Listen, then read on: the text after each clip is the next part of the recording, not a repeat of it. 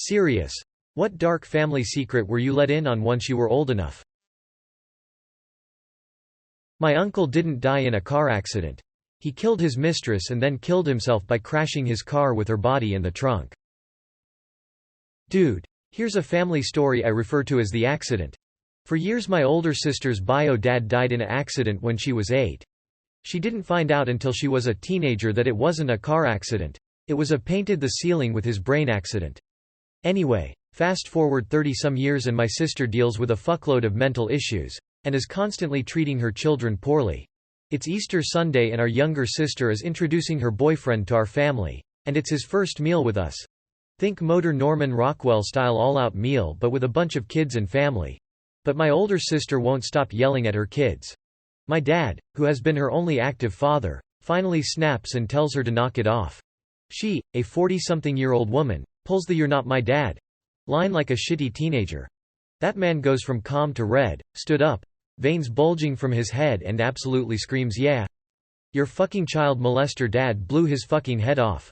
He never had to deal with your bullshit." And that's how everyone in our family found out what the accident really was and why it happened. My dad secretly had a vasectomy after I was born, after my mom lying to him about taking birth control resulted in my birth.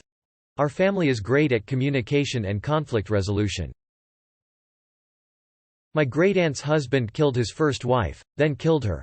They lived in Puerto Rico and he fled to NYC so my great-uncles wouldn't kill him.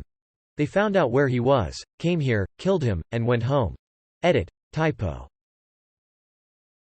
My dad's first cousin is serial killer Kenneth McDuff. We saw the America's Most Wanted episode when it aired and were so surprised to hear about a McDuff, not knowing he was a relative. Kenneth Allen McDuff, March 21, 1946 – November 17, 1998, was an American serial killer. He was convicted in 1966 of murdering 16-year-old Edna Sullivan, her boyfriend, 17-year-old Robert Brand, and Brand's cousin, 15-year-old Mark Dunham, who was visiting from California. They were all strangers whom McDuff abducted after noticing Sullivan. McDuff repeatedly raped her before breaking her neck with a broomstick. McDuff was given 3 death sentences that were reduced to life imprisonment consequently to the 1972 U.S. Supreme Court ruling Furman v. Georgia. He was paroled in 1989 and went on to kill again.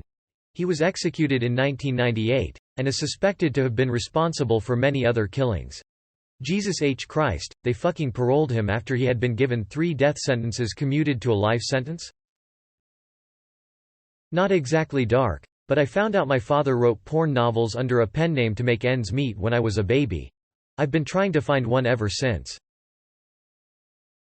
I always thought my 2 older brothers got addicted to drugs because of their own decisions and the people they hung out with. It turns out that my dad had been feeding them pills since they were about 10 to shut them up.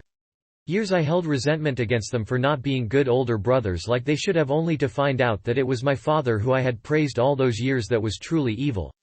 Edit. Wow, wasn't expecting all of this lol. Just to address some of the comments. My brothers are doing mostly fine now. Both struggled but eventually found sobriety. Luckily enough family didn't give up on them. We have a pretty good relationship now and none of us hold anything against each other. We realize that none of us are to blame for the sins of our father. Not sure where dad is, no contact for about a decade now. In contrast, mom was and still is an angel. With her showing me who to be and my dad showing me exactly who not to be, I think I turned out pretty okay. A lot of the time the cycle just continues but my brothers and I managed to break it. I'm sorry to everyone who has gone through something similar. Thank you for sharing your stories as well. Hope everyone finds their peace someday. Love you. Why the neighbors moved. Trigger warning for violent crime. I was pretty young when this happened so the details won't be perfect, but the story is otherwise true. I grew up in a coastal town and we had some neighbors whom I really liked. My parents were friends with them, their kids were roughly my age. Wonderful. We played together all the time. One day they very suddenly moved. I was a bit confused as there had been no clue that they were going. I remember some police cars and the moving vans weeks later, but that was it. My mother told me that the kid's grandmother had become very ill. The cops came to tell the family, and they left emergently to care for her and never came back. I was only about 5, seemed legit. Many years later, as an adult, and long since moved away from that area, my parents and I were reminiscing over our old home. I mentioned that I wondered whatever happened to them. That's when my mom told me the truth. The parents had gone out that night on a date and left the kids with a 14-year-old babysitter. When they returned home they found the sitter murdered. Someone had broken into the home. And Saad then killed the sitter. My mom stated the cops think the sitter pretended to be the only one home to protect the kids. When the parents got home they checked the kids were safe and set them back to sleep. The police obviously immediately came. Once the kids were hard asleep the parents picked them up, put blankets over their heads, asked the cops to be silent as they walked them out, and took them out of the house. They gave the kids the same story my parents told me. Grandma was sick and they were going to live with her. Grandma dutifully played along with the ruse for several weeks until the parents could find a new home to live in. The kids were kept unaware of what had happened just mere feet from them as they didn't want the kids to be forever terrified of it happening again. Not sure if the kids ever eventually figured out the truth of that one. Quick thinking by those parents made a workable lie up on the spot. That babysitter's a hero too. Yeah, I'm super glad the kids were safe, but I can't stop thinking about that poor terrified 14-year-old child. Saving those kids before she died horribly. That was someone else's child. That my biological mother used to give me heroin and Valium as a baby and toddler to control me, then drop me off at my grandmother's house when she couldn't afford to share, so I'd go through withdrawals but no one would know what was wrong. Needless to say, I was put up for adoption to get me away from that. Thank God, yes. Very well and healthy and successful in my happy way. My uncle molested my mom. I don't understand how he is still welcome in the family. Familial sexual abuse is one of the most horrifying, damaging crimes, and it is also probably the most covered up, rug-swept crime. I will never understand it either. Not super dark or super secret, but when I had to do a project on my family tree in elementary school, one of the questions was, when did your family immigrate to America and why? For one of my great-grandfathers, my grandma told me life was very hard back in his country, and it was getting dangerous to stay there. And for a long time I thought, yeah, I can see that. It was probably hard for a teenager living in Poland with World War I right around the corner. And I'm sure it was. But it turns out it's even harder and more dangerous when you're a teenager who has slept with a married woman and then accidentally killed her husband when he confronted you. I can see why she didn't want me to put that on my elementary school project. Edit. Wrong World War. I just pulled up his Ellis Island records and he immigrated in 1912 aboard the Carpathia in August. I knew my grandfather was a coal miner, and that he was really involved with the Union, but it wasn't till after he died that I found out just how much of a Union man he was. If something needed blowing up or someone needed to not be breathing anymore, they called Gramps. After he died, my brother remembers some men coming to visit Gran and giving her a lot of envelopes. She took off for a year-long vacation in Europe after that. Edit. For all the people saying my Gramps was a great man, thank you for the kind thoughts, but seeing something you think is cool on Reddit is not the reality. He wasn't a good husband and he wasn't a great father to 3 of his daughters, although he loved my mama very much, as well as me and my brothers and cousins. Being a violent person for good reasons does not make you a good person. It just makes you a means to an end. That my grandma didn't lose her leg to cancer, she lost it because she got injured helping my grandpa fix the roof, and my grandpa was too cheap to have it fixed properly, so he told the doctor to cut it off. Then he beat the crap out of her for life. My grandmother married her second husband entirely for money. Her daughters both like to joke about her intentionally giving him a heart attack. He had heart problems but liked to eat unhealthy food, and the rumor goes she would put extra salt and butter on his food until he finally kicked the bucket. I found out when I was in my early 30s that my mom hadn't only had 4 kids, but actually 6, but gave 2 up for adoption before I was born. Also, I was the last baby she had with some Rondo before she married my stepdad, and she had intended to give me up for adoption, as well. Silver lining. One of the babies she gave up contacted her a few years after I learned about this, and now I have an awesome new brother. My parents took me to Disneyland for my 7th birthday. I recall landing, going to the park, having a great first day or two. Then my parents had to step out and take a bunch of phone calls. They sounded very stressed. They kept telling me nothing happened and everything was okay. Eventually we flew home, and surprise. Took an extra couple days to go to a big water park away from home. I fondly remembered this birthday and eventually forgot about any of the weirdness. Maybe 10 years later my parents finally told me what happened. My uncle, my dad's brother, tried to kill himself on my 7th birthday. He shot himself in the stomach with a rifle. He was poor, addicted to drugs, no work, etc. He felt depressed. My dad had the life he always wanted, so tried to kill himself. He ended up living. My parents took me to the water park so that we didn't have to come home to him leaving the hospital. By not telling me, my parents let me keep my birthday as my day, not the day uncle tried to die. Knowing how a 7-year-old's brain works, I probably would have thought I had something to do with it. My mother grew up in the American South. Her brother died in his early 20s and she always told me it was a freak accident. A bullet came through the window killing him. They lived in a rural area so I never questioned it. One year, I inherited an old Korean War officer's sword after my grandpa passed. My mom freaked out and told me that it was too dangerous to keep and that we should sell it or get a safe to lock it up in. I thought it was weird so I asked my dad and he got this sad look on his face. Turns out my mom's brother was brutally murdered with a similar sword in the 80s. He had gotten involved with some drug dealers and they thought he had snitched about one of their big deals that got busted. No idea why they decided to use a sword, but it was pretty fucked up to hear about. My mom had to ID the body.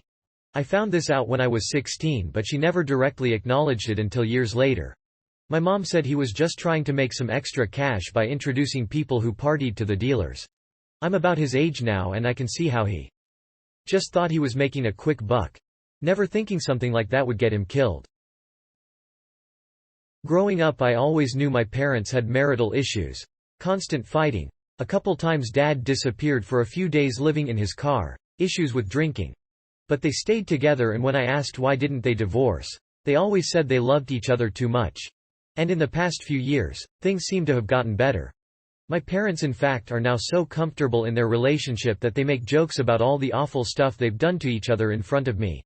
What I've managed to put together is, my parents met when they were 14 and my mother was dating an 18-year-old and my dad would relentlessly ask her out until she eventually dumped her boyfriend for my dad. My mother went on to university after college.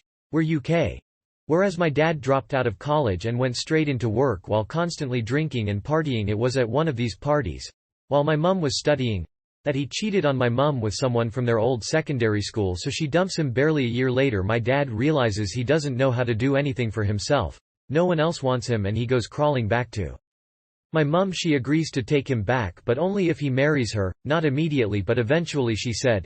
He agrees and a short year after that, aged 22 now, she's already pressuring him to propose. He fumbles it frankly. We're in Paris but forgot the ring and proposed back in the hotel room after they'd visited the Eiffel Tower that day, which was her dream proposal. But she says yes a month after they're married. Mum pressures him into having a child that he doesn't want and 9 months later I was born. They soon realize how hard having a child is and basically pawn me off on my grandparents for the rest of my childhood. After me there were 2 more accidental babies and each time my dad threatened to leave her if she didn't abort them. She managed to convince him to stay while keeping my siblings by promising he wouldn't have to raise them. He didn't, but neither did she. Frankly, I did. And that is only what happened before. Shortly after I was born. If I carried on into my childhood, we'd be here for years. What they sold to me is the perfect love story. Been together since they were 14.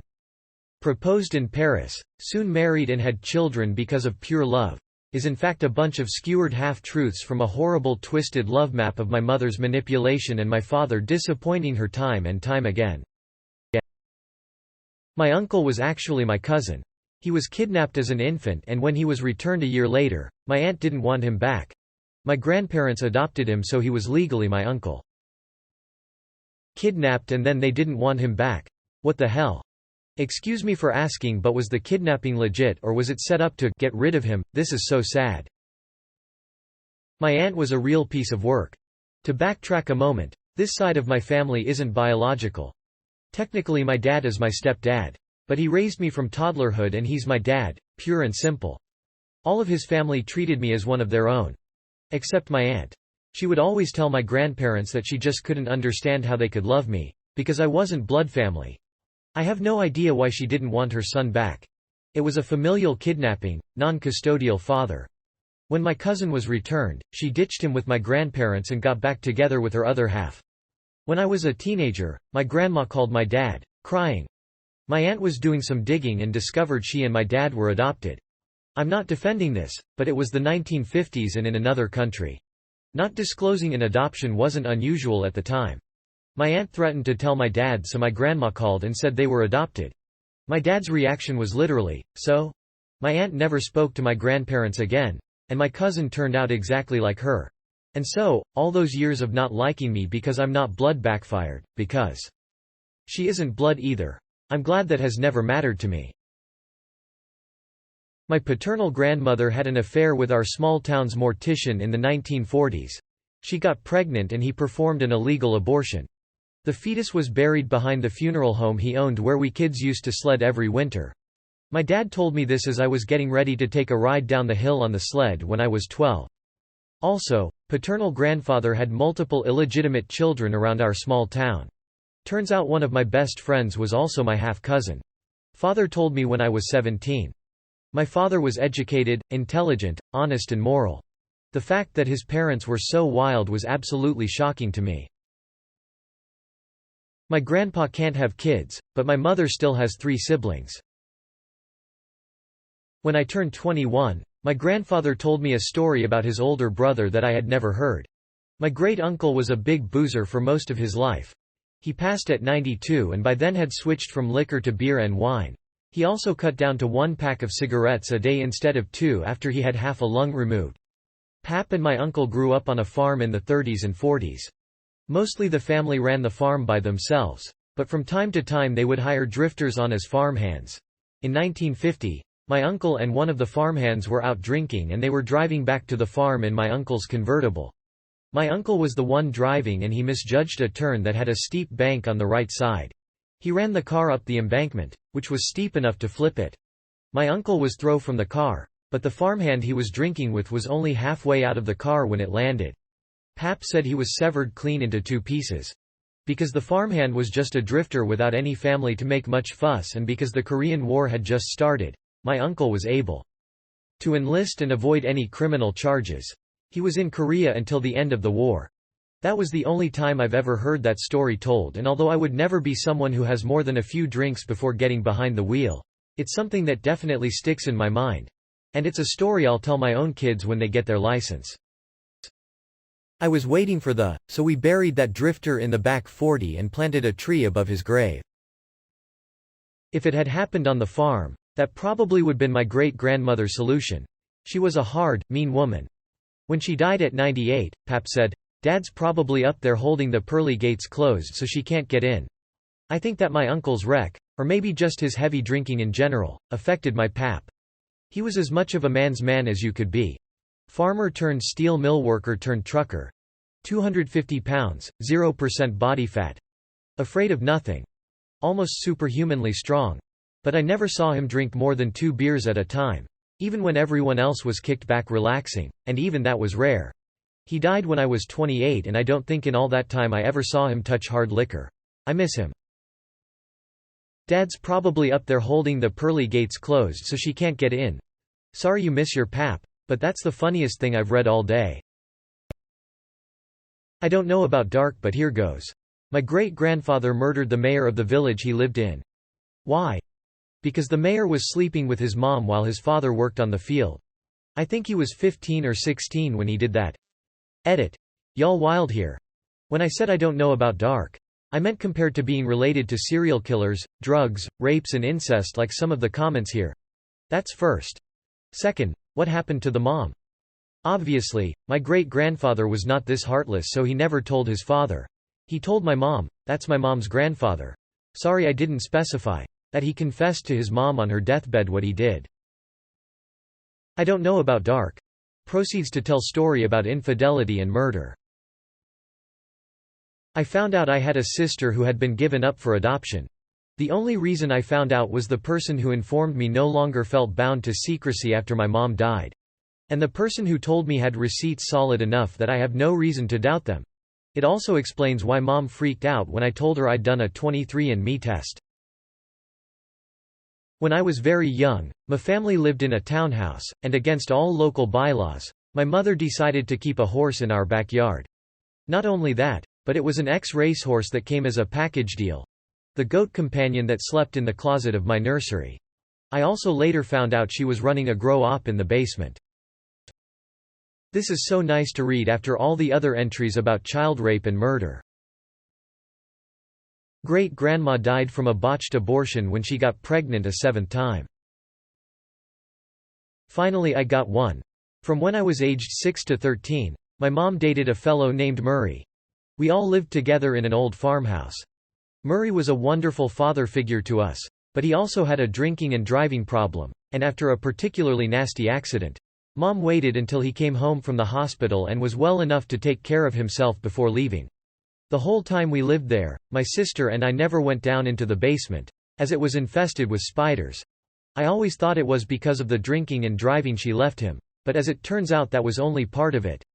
The other being that he had a massive grow-op for weed in the basement. Mom stated had the police found out about this, she would have lost custody of us. Murray has long since passed, but he would have had a giggle that weed is legal here now. My parents had 2 kids before I was born. My mother drowned them in a bathtub during a psychotic episode.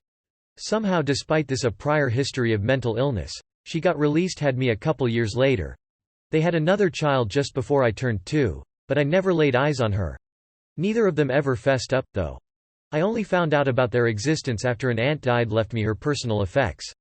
I found birth announcements for these other kids in her mementos. I always thought she meant for me to find them. When I asked my parents, they refused to discuss anything related to these kids. A few years later, I went back to my hometown, looked up that date in the newspaper morgue. The friend who went with me was floored. I wasn't, really. I'd grown up in fear for my life from her rages. I broke off contact with them as soon as I could. Not just because of this, though it didn't help. I had a slew of my own traumas growing up. It was a huge mistake to let them try to raise another child. My paternal great-grandmother was owned by a wealthy cattle ranch around the turn of the last century on the Mexico-Texas border in the 1890s, 1900s-ish.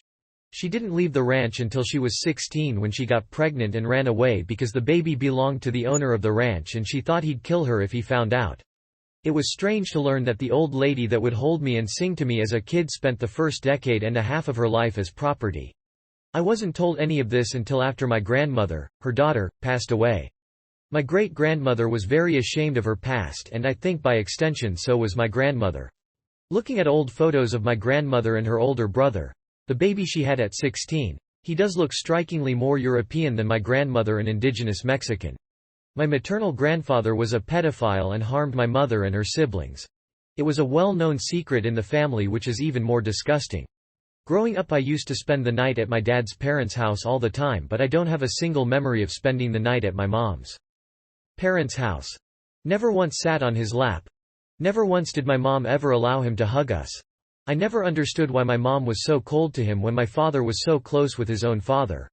I grew up resenting my mom for withholding us from a whole other set of grandparents and wished she would have told us sooner than when she finally did. I would have had more sympathy for her. Edit, grammar. My dad's side of the family has ties with the mafia. Thankfully my mom has long since divorced my dad and they live a decent distance apart. I heard stories of my mom's parents who lived close by at the time circling the block in their truck late at night soon after the divorce to ensure no one was there to hurt us. I was very young at this point, probably like 3 to 4, so I really have no memory of this. I do remember one night our garbage can was burned to the ground, and my mom has since told me about death threats soon after the divorce. My mom a couple years ago watched a documentary on prominent mafia families and noted multiple names that were at her wedding. Y'all's stories are wild. Mine is super tame. When I was in my early 20s, I found an old photo of someone in a family album I didn't recognize. When I asked my mom about it, she said, "Oh, that's your Aunt Gloria."